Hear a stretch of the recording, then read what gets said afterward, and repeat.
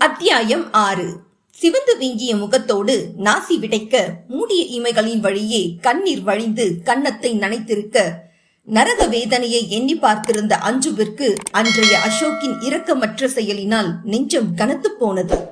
ஆம், அஞ்சனாவை மருத்துவமனையில் சேர்த்த பின்னர் வெங்கடேசன் மருமகனுக்கு பலமுறை அழைத்த போதும் அவன் எடுக்கவே இல்லை. பின் சம்பந்திக்கு தகவல் தெரிவிக்க அவர்களோ வருவதற்கு இரவாகிவிடும் என்று சொல்லியிருந்தனர். நான் அஞ்சுவை எங்க வீட்டுக்கு கூட்டிட்டு போறேன் சம்பந்தி என்றவர் கருக்கலைப்பிற்கு பின்னர் மருத்துவமனையில் இருந்து மகளை நேராக தன் வீட்டிற்கு அழைத்து வந்து விட்டார். உடல் சோர்வோடு மனசோர்வும் அழுத்தமும் கூடவே குழந்தையை அழித்த குற்ற உணர்வும் அஞ்சுவை மனதளவில் உருக்குலைத்திருந்தது. மாலை அவளை டிஸ்சார்ஜ் செய்யும் வரையிலுமே அஞ்சனா யாரிடமும் பேசிக்கொள்ளவில்லை. இனி பேச என்ன இருக்கிறது என்ற விட்டேர்த்தியான மனநிலைதான். சிசுவை இழந்த வேதனை, செவிலியர்களின் பேச்சு, அசோக்கின் அலட்சியம் என்று அத்தனையும் சேர்ந்ததில் சொல்லிலடங்கா வேதனையோடு கண்ணீர் மௌனமாய் வெளியேறிக் கொண்டே இருந்தது. ஆரத்தி எடுத்து மகளை வீட்டினுள் அழைத்து வந்த ஈஸ்வரி அவள் கண்ணீர் சுமந்த விழிகளை கண்டு, இது பிள்ளை பெத்ததுக்கு சமம் அஞ்சு, சீக்கிரம் உடம்பு தேறினாதான் நீ ஆர்த்திய பார்க்க முடியும், அழாதம்மா என்று மகள் கையை பற்றி கொண்டு சொன்ன போதும் அழுகை மட்டுப்படுவேனா என்பது போல பெருகிக் கொண்டே இருந்தது.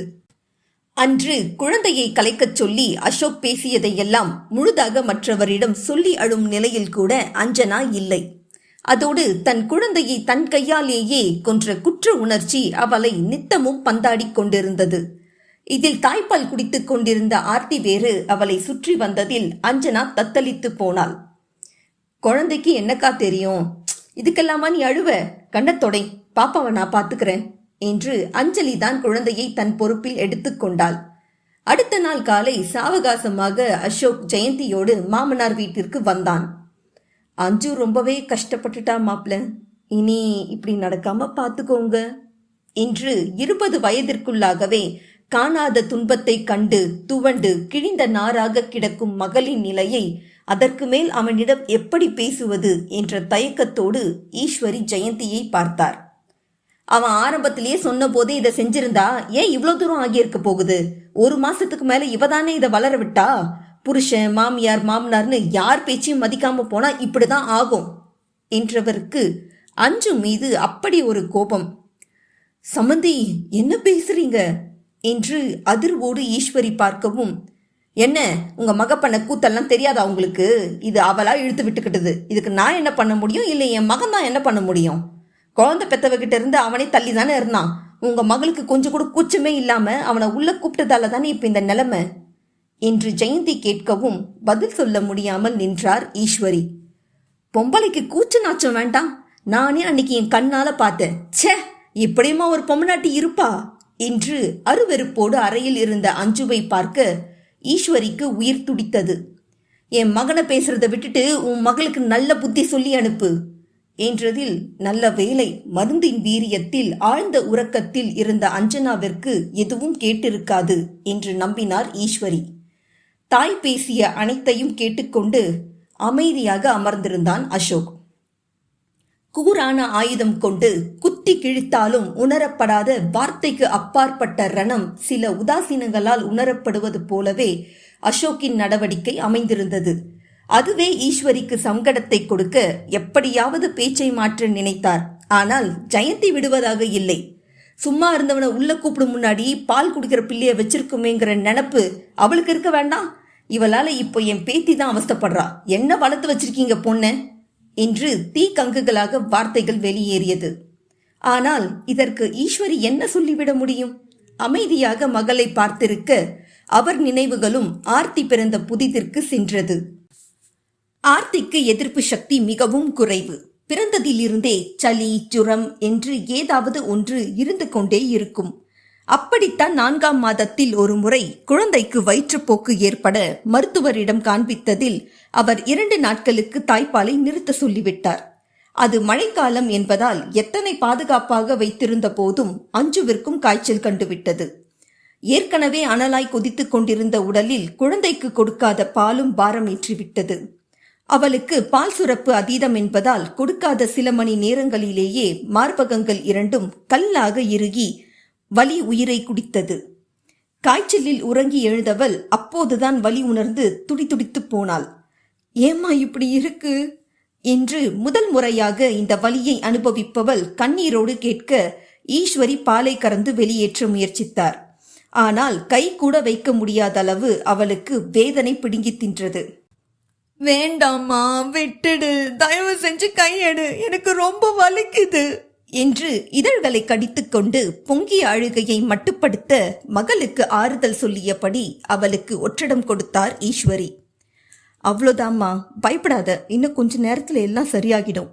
பொம்பளையா பிறந்துட்டாலே இந்த வலியெல்லாம் தாங்கிக்க பழகிக்கணும் அஞ்சு என்றவர் வலி குறைத்து பின் மெல்ல பாலை கறந்து விடவும் தான் அஞ்சுவிற்கு உயிரே திரும்பியது. மகளின் வலி அறிந்த வெங்கடேசன் மனைவியை அழைத்து கொண்டு உடனே மருத்துவரை சென்று பார்த்தார்.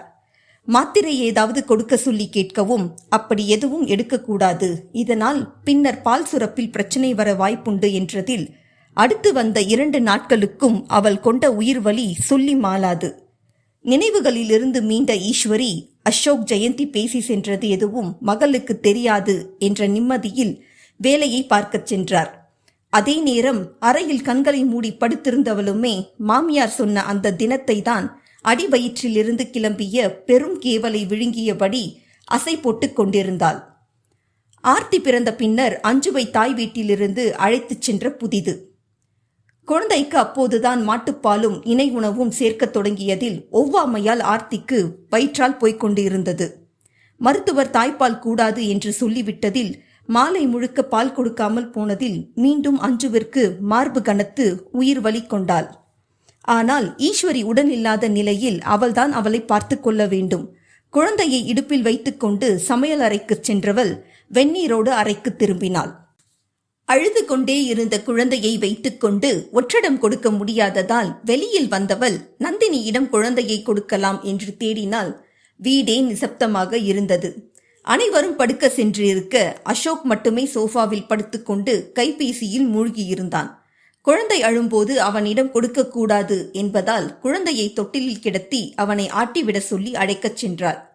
என்னங்க, கொஞ்சம் உள்ள வாங்க என்றதும் என்ன விஷயம் என்றவன் அந்நேரம் பார்த்தது என்னவோ நண்பர்களுடன் அரட்டையடிக்கும் உன்னத வேலையைத்தான். உள்ள வாங்க சொல்றேன். எனக்கு வேலை இருக்கு, எதுக்கு டிஸ்டர்ப் பண்ற என்று அசோக் சிடுசிடுக்க வெந்நீர் எடுப்பதற்காக அங்கு வந்த ஜெயந்தி, குழந்தைக்கு இப்பதானே 5 முடிஞ்சிருக்கு, எதுக்கு விவஸ்தையே இல்லாம அவனை உள்ள கூப்பிடுற, இப்ப புள்ளதான் முக்கியம், போய் அதை பாரு என்று கடுகடுத்தார். அஞ்சுவோ பதறி போய், அத்தை எனக்கு பால் கட்டிடுச்சு, ரொம்ப வலிக்குது, பாப்பா அழுதுட்டே இருக்கா, அதுதான் அவரை பார்த்துக்க என்று கண்ணீரை மென்றவளுக்கு அதற்கு மேல் வார்த்தை எழவில்லை.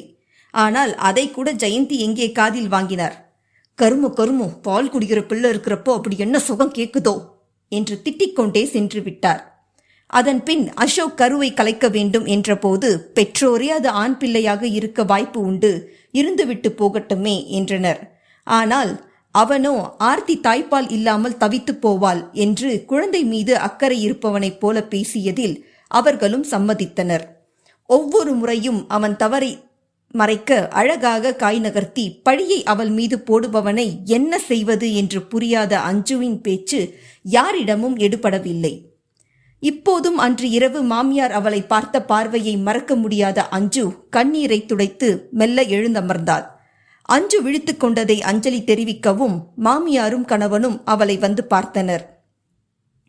கரிசனமான வார்த்தையோ அனுசரணையான செய்கையோ எதுவும் இல்லாமல் இதை முன்னாடியே செஞ்சிருக்கணும் என்ற அசோக் அவள் செலவிற்காக 2000 ரூபாய் கொடுத்துவிட்டு சென்றான்.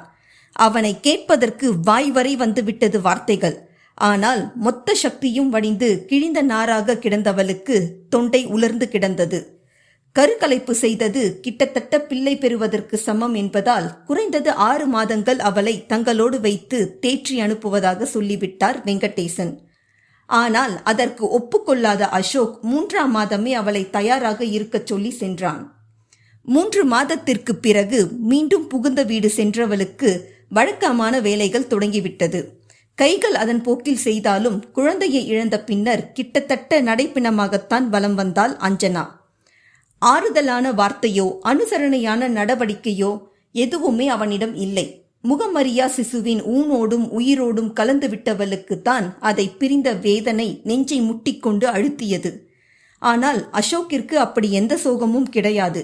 வழக்கம் போலவே வலம் வந்தவன் குழந்தைக்கோ அவளுக்கோ மருத்துவரை பார்க்க வேண்டும் என்று சொன்னால் பணத்தை கொடுத்து போய்விட்டு வர சொல்வான். வந்த பின்னர் கணக்கை எழுதி கொடுத்து விட வேண்டும். அதே நேரம் அடுத்து வந்த சில நாட்களிலேயே அஞ்சனாவை ஒட்டிப்படுத்த அசோக் அவள் மீது கை போட, கையை எடுங்க என்றாள் கோபமாக. ஏன், அதுதான் 3 மாசம் ஆயிடுச்சே, இன்னும் என்ன என்றவனின் முகம் கடுகடுத்தது.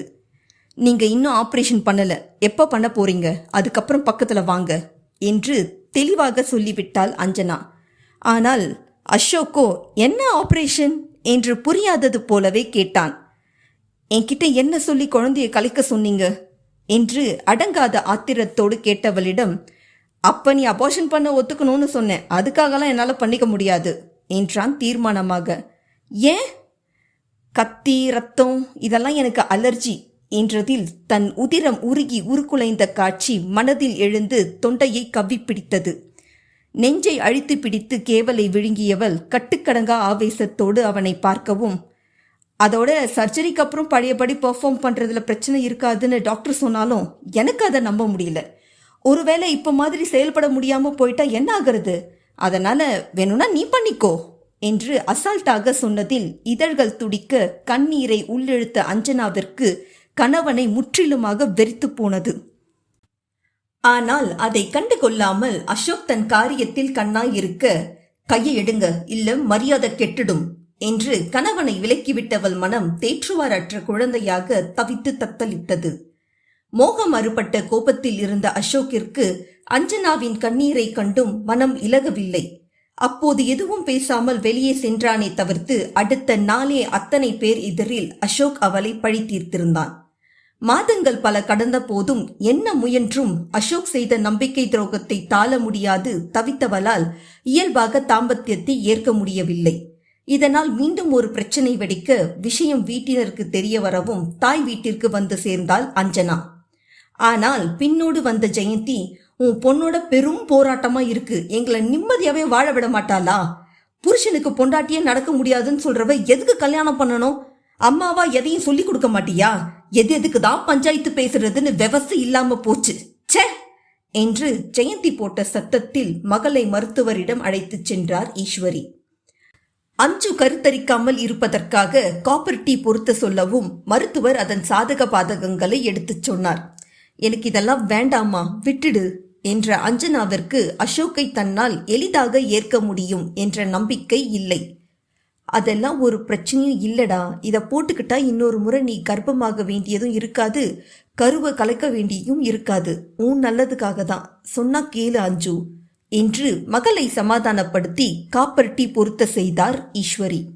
ஆனால் காப்பர் டீ பொருத்திய பிறகுதான் அஞ்சனாவிற்கு சோதனை காலமே தொடங்கியது. அது பொருத்தப்பட்ட சில மாதங்களிலேயே அவளுக்கு இன்ஃபெக்ஷன் ஆகி அதிக அளவிலான இரத்தப்போக்கு, உயிர் போகும் வலி உட்பட பல உபாதைகளால் அவதிப்பட்டாள். இதனால் பிள்ளையை கவனிக்க முடியாது, வீட்டு வேலைகளையும் சரிவர செய்ய முடியாது, வலியோடு சுருண்டு படுத்துக் கொள்வாள். ஆனால் அதற்கும் சேர்த்து ஜெயந்தியிடமிருந்து வசவு கிடைக்கும்.